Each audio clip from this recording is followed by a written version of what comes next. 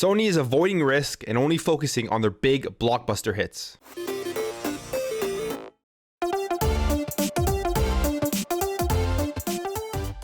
So as we know, with PlayStation, the biggest selling point for getting a PlayStation console is their first party exclusives. They have these high produced first party games. They're all big blockbuster games, and this is why people pick up a PlayStation. And before we get into this any further, if you guys are new here and you enjoy what you see throughout this video, I'd really appreciate you hitting that subscribe button to help this channel grow, help grow this community so we can have great conversations in the comments below. So this article was published today by Bloomberg, and it was written by Jason Schreier, and basically it's going over Sony's strategy right now within the video game industry and how they are only focusing on creating big blockbuster games for established IPs, and they're avoiding the risk that comes with making new IPs and those smaller games that may not succeed. So this is a very long article, but basically to sum it up, there is a San Diego based operation that helps finish off games designed at other Sony owned studios, and they're called Sony Corporation's Visual Arts Service Group. But Sony really has never fully acknowledged their existence. They've never provided them funding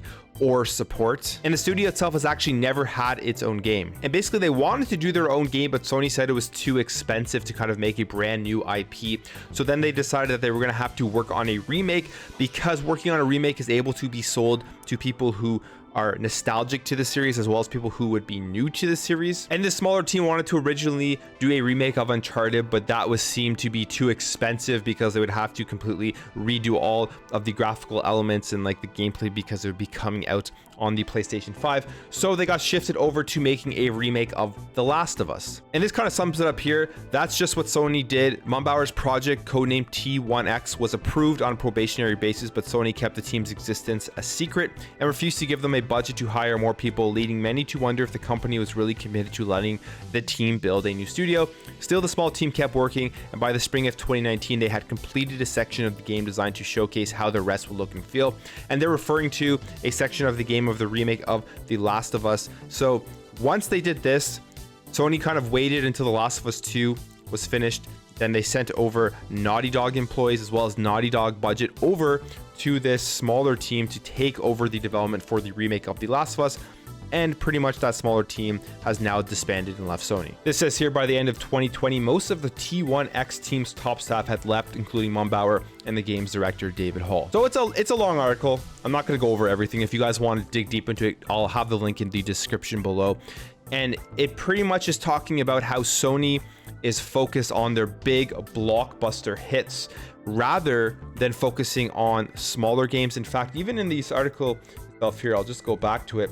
There is a sentence here that highlights this, and it says the company has informed developers that it no longer wants to produce smaller games that are only successful in Japan. And this comes after they reorganized their development office in Japan, who has created games like Gravity Rush.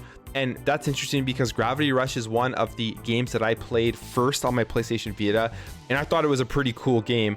So I was kind of disappointed after reading this paragraph here. So Jason Schreier has started a Twitter thread here explaining what the article is about, and you're going to see a lot of people's responses to their thoughts on it. And it really shows the difference of direction between Xbox and PlayStation this generation. On one side, you have PlayStation, as the article states, they're focusing on those big blockbuster hits because they know those big blockbuster hits are going to make them money. They know that they're going to push console sales, but they are kind of reducing their originality and risk by coming up with newer and smaller games, and they're even not wanting to make smaller games that would appeal to the Japanese audience. So it's a big difference when you look at what Xbox is doing with Xbox Game Pass, where they push tons of variety of content on that service itself, smaller games, bigger games, medium-sized games, and they know that by putting games like that on the service, there's a higher chance that people are actually going to play them and experience them. On top of that, you look at what they have been doing with like their first-party studios and allowing these studios to take risks and make games that, hey, they may not sell well, but they could become massive hits. So if we look at things like Sea of Thieves and how big that game is right now, and that was created by Rare, and that's a game that I think was a risky game to make. If you jumped in right when that game was launched, you were probably like, what is this game? What do I do in this game? And maybe you weren't feeling it, but now as we've seen Sea of Thieves grow, it is one of the biggest just online sandbox games out there. Then we look at other games like Bleeding Edge. That was a passion project from Ninja Theory, and we can say that one probably failed in terms of how successful it has been, but Microsoft still gave them the leeway to kind of try and make that game. I think it's a pretty fun game. It just didn't take off like other games like Sea of Thieves did. And we are continuously seeing this from Xbox and from Microsoft, where they are allowing studios to be autonomous, work on their creative ideas that they want to make, and just, hey, give it a chance to see if it's going to succeed. Some will, some won't. But with something like Xbox Game Pass, I think that allows them to do this, which is why when people try to argue about Xbox Game Pass being bad for the industry, it is literally just a load of crap. Xbox Game Pass is the best thing that has happened in the video game industry since I've been playing video games, for a couple of reasons. One, you're saving a ton of money. Two, the digital era is here. Owning anything physical is just a license transfer on a disc, and you still need to download everything. So the argument that owning physical makes you own the game, I don't really agree with that.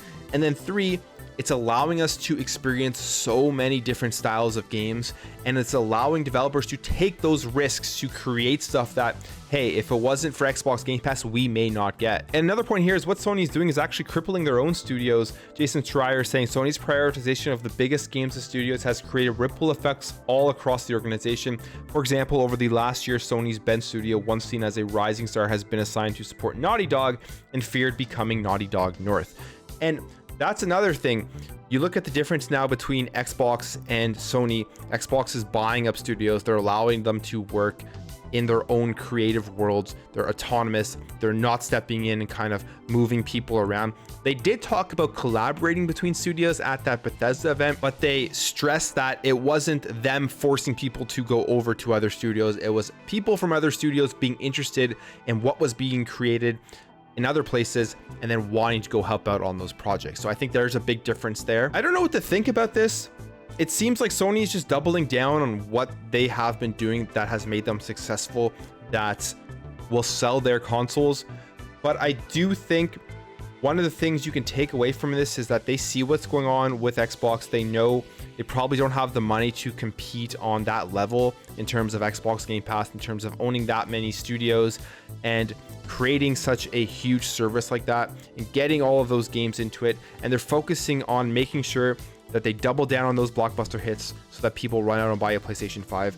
They get some timed exclusivity like they're doing with Final Fantasy 16, which again will get people to run out and get a PlayStation 5. But what I think they need to start doing in the future is they're going to have to start shifting eventually, because I think Xbox Game Pass is going to become such a big juggernaut for first party and third party games.